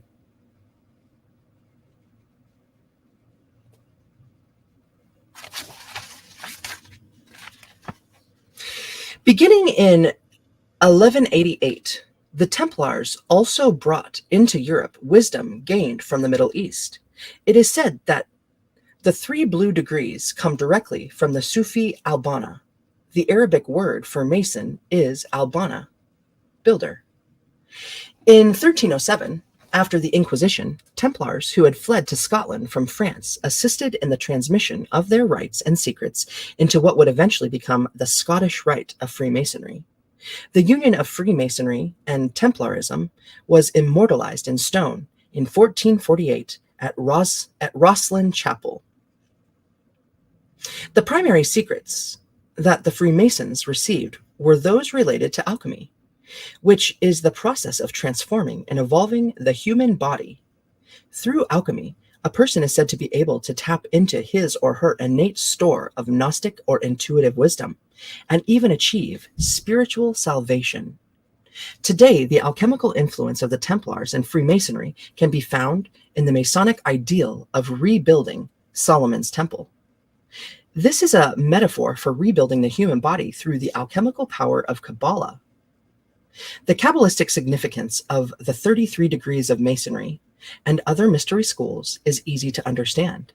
There are 22 letters in the Hebrew alphabet divided into 3 groups: 3 mother letters, 7 double letters, and 12 simple letters. There are 22 paths on the Kabbalistic tree of life, and there are 11 sephira, or spheres, with divine attributes on the tree. These are the 33 degrees of knowledge, and in Masonic lodges with 38 degrees, the other 5 degrees simply represent the 5 elements. In astrology, the sun officially transitions into a new sign of the zodiac at the 33rd degree. In Michael Sarian's book entitled Astrotheology and Sidereal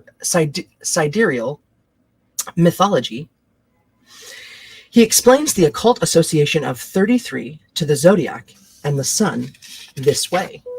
Quote, the sun enters at the 30th degree, but is not totally clear until the 33rd degree, as it is of a certain size also. This is why they said in the Bible that the ministry of Christ begins at 30 and finishes at 33. This reference would have been unmistakable to anyone aware of the secrets of astrology. The number is connected to the initiation of the sun, S-U-N, of God, not sun, S-O-N, passing through the zodiac. This is why the Freemasonic lodges also utilize the number, end quote. Here's a picture of Kabbalistic sage contemplates the tree of life.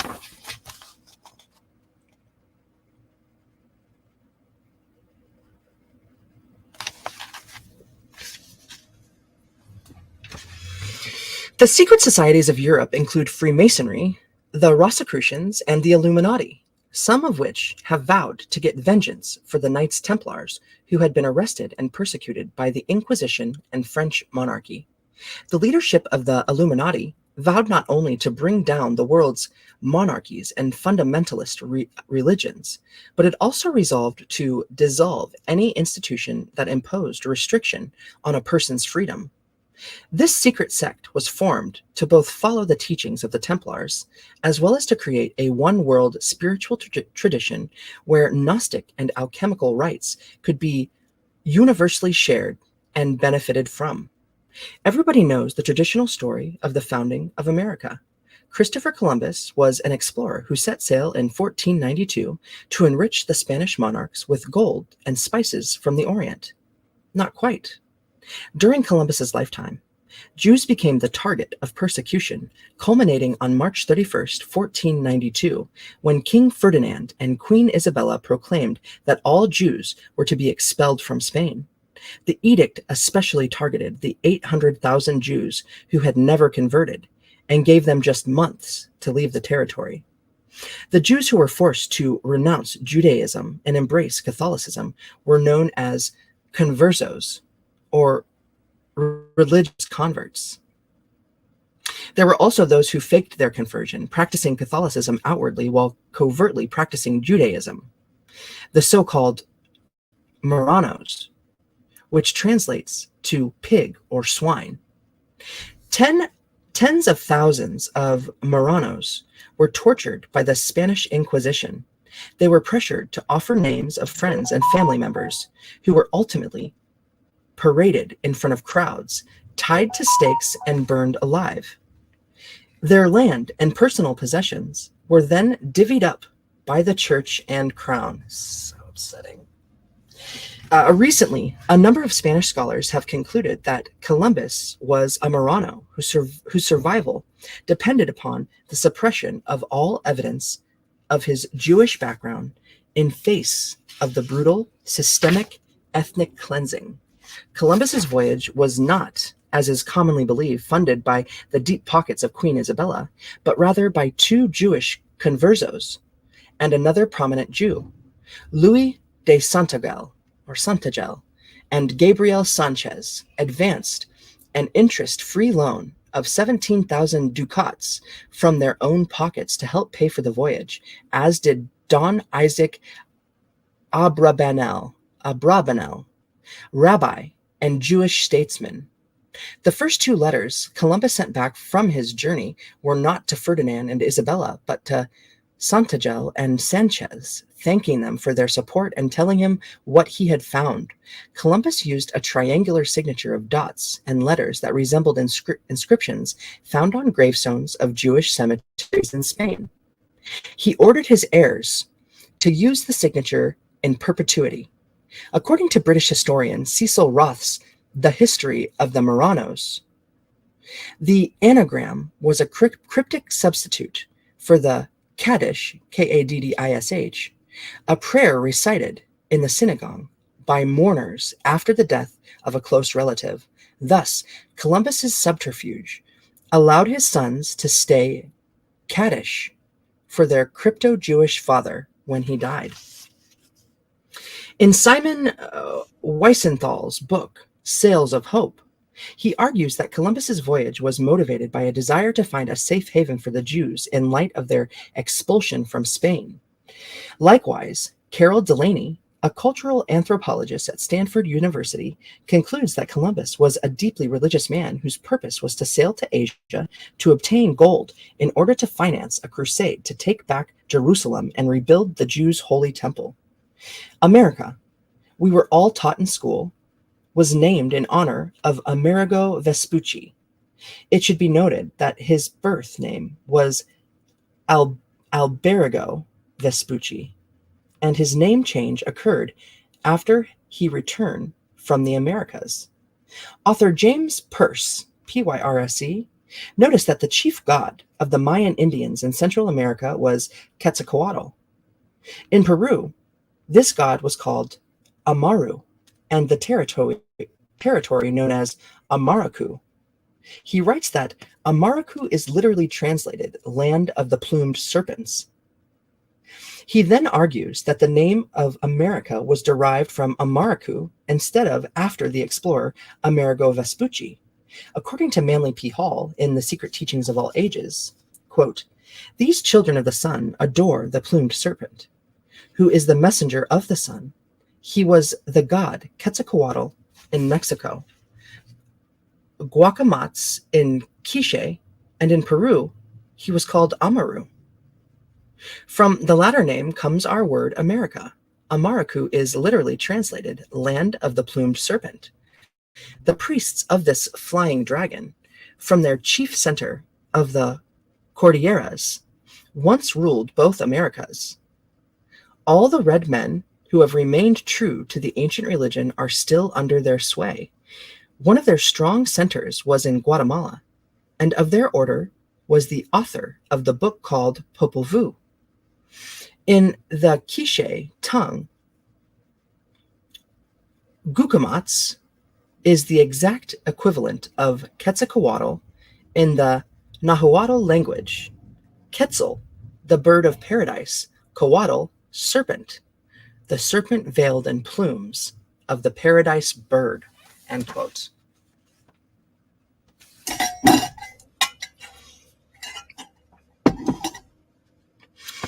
This origin of the name America is further reinforced by Jules Marceau, a prominent French geologist who studied in North America in the 19th century, who reiterates that the name America was brought back to Europe from the New World and that Alberigo Vespucci had changed his name to reflect the name of his new discovery. The end. We did it in 2 hours and 8 minutes and 7 seconds. So dang, thanks for joining me, y'alls. And thank you so much, Robert Sepehr, for compiling all of this information. Dang, I appreciate you so much, and I hope you have a wonderful rest of your week whenever you come across this, and I will see you guys next time. Mwah. Take care of yourselves.